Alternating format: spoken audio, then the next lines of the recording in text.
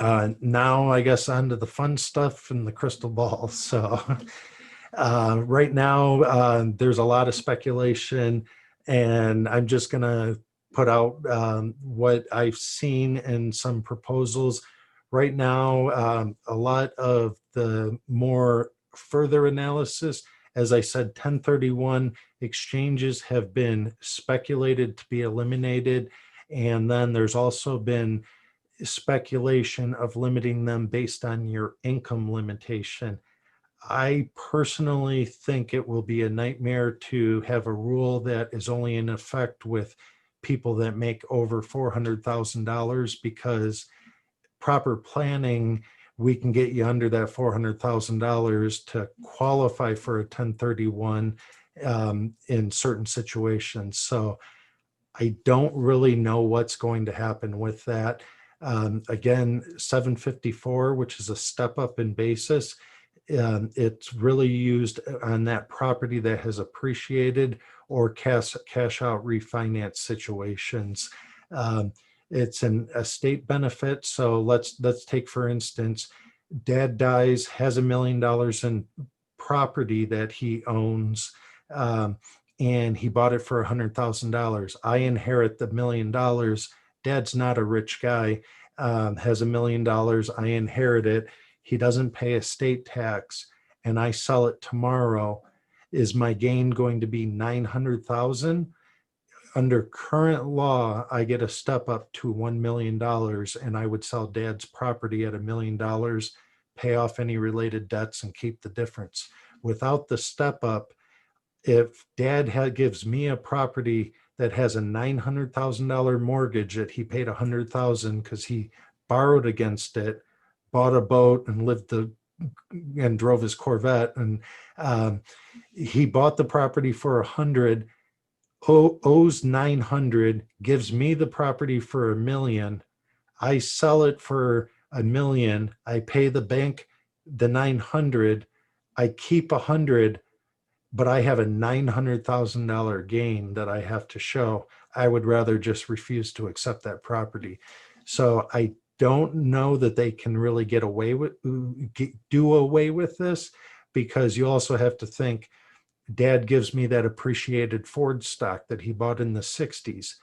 I may not be able to sell it without paying quite a bit in tax. So 1031 and 754 really work hand in hand.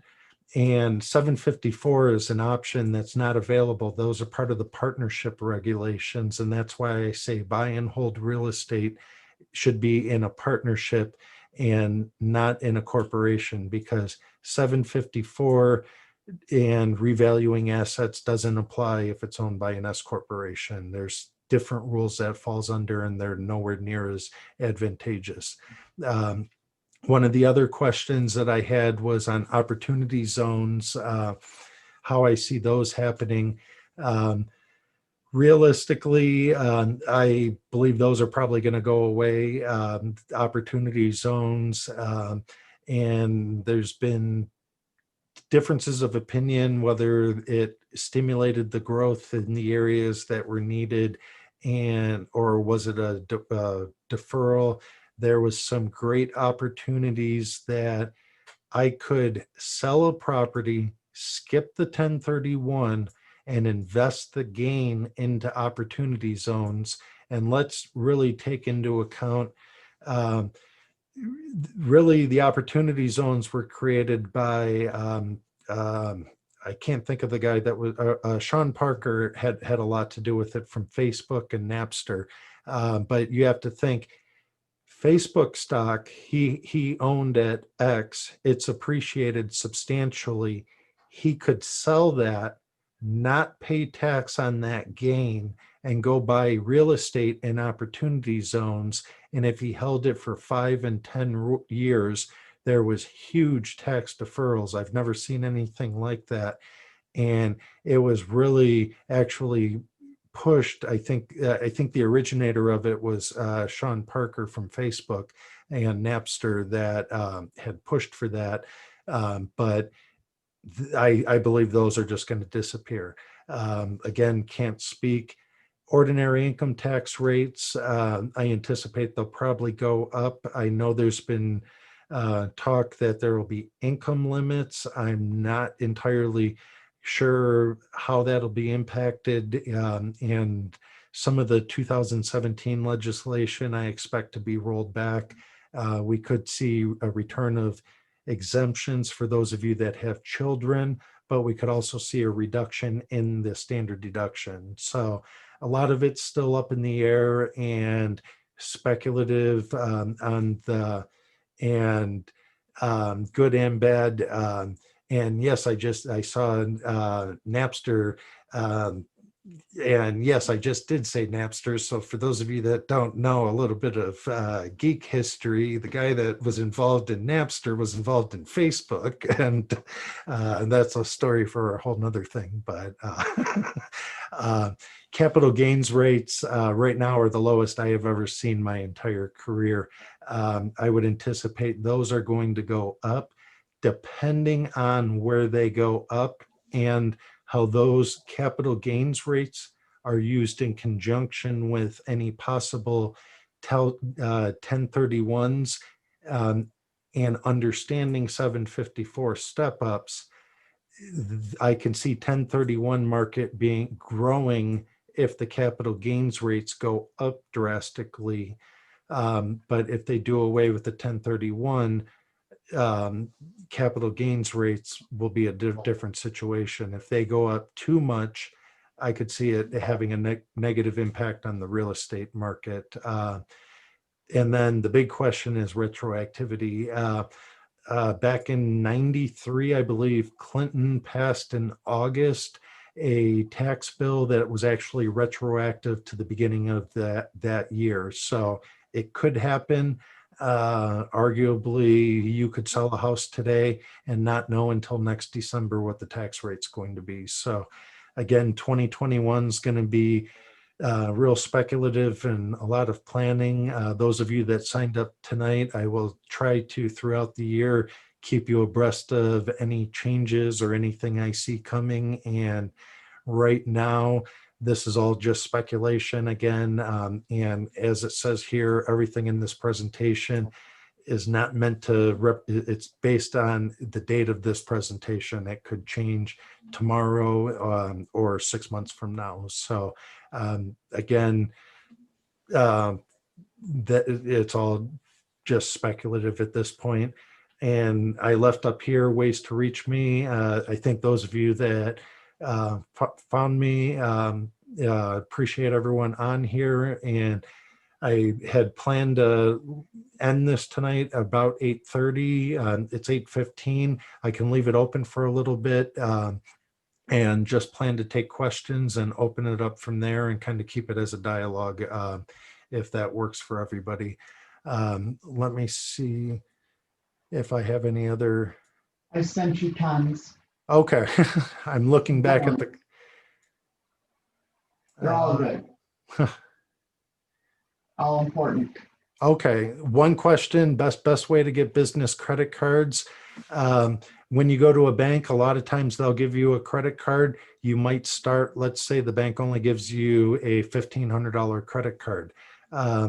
Really to establish that relationship, use it and pay it down. Another thing I tell people, I do have clients that have a couple credit cards. They only use one credit card. Take that other credit card you don't use and only run your business transactions from there. If you have two personal credit cards and one is business and one is personal, I would have no problem discussing with the IRS that one is all business transactions. But when they see your movie theater ticket purchases on there and everything else, they'll say it's all what's called commingling. So arguably, preferably a business credit card is better. But if someone can't, or maybe some of you flippers out there that are moving much more money on a credit card, you might have a credit card with a $10,000 or $15,000 limit. You might have to pay it off more frequently, but I would use that card solely for that business activity and effectively the business pays that, and I would record those transactions as a business expense.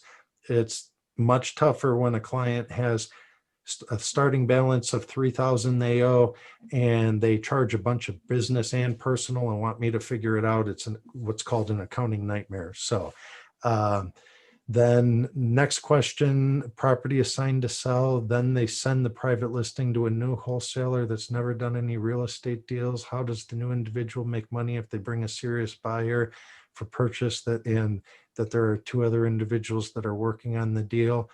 If you're bringing a buyer, if first off, if you're a real estate agent, it should be a real estate deal. If you're a wholesaler, I wouldn't be working on anybody's deals until you have an agreement with them in writing.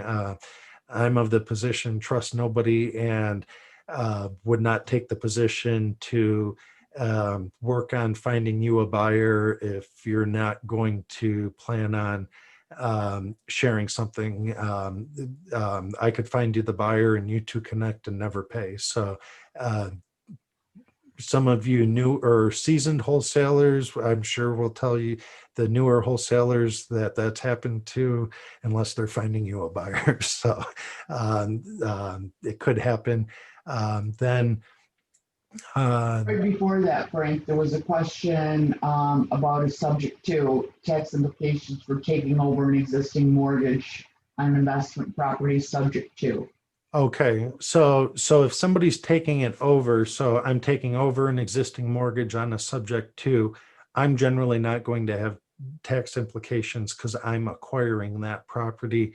The person that I'm taking that from, are they an investor? They may have implications on a recognition of sale, and then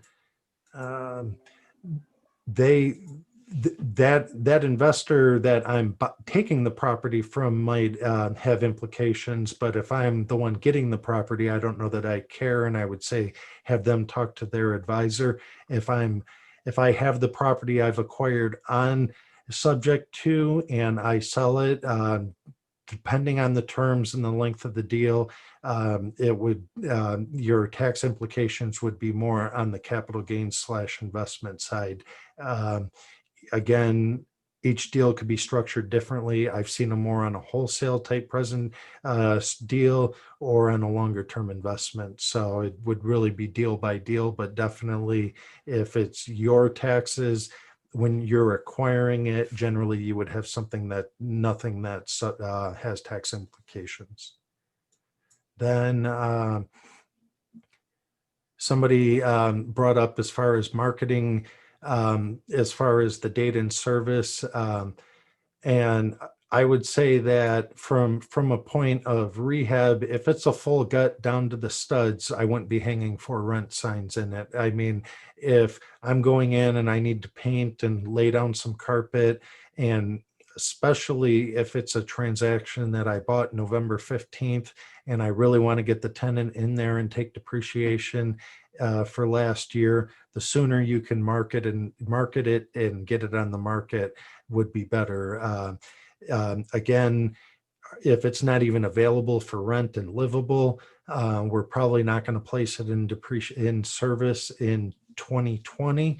But then again, if you incurred costs and marketed that property and found a tenant who did not move in until January 1st, we would be discussing whether we're going to take a month of depreciation on that transaction, and having the facts and circumstances of the in-service date, meaning it was available for rent, marketed for rent, advertised for rent, are going to be the things that we would want to take into account.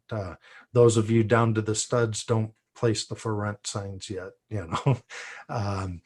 then I do plan to email the client slides. Then, here's a question. So you buy a house for $20,000, you depreciate it by 20,000. So it's what's called effectively your basis is down to zero. And then you sell it for 30,000 40 years later.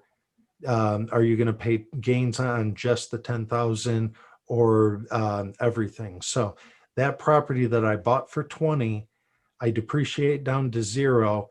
I'm going to then sell for 30,000. In my mind, I only made 10,000, but your taxable gain will be 30,000, subject to what's called recapture. 20,000. 40 years from now, I would say the rates are going to be totally different. But in that same situation, so your gain will be 30,000. But here's a perfect example of the 754.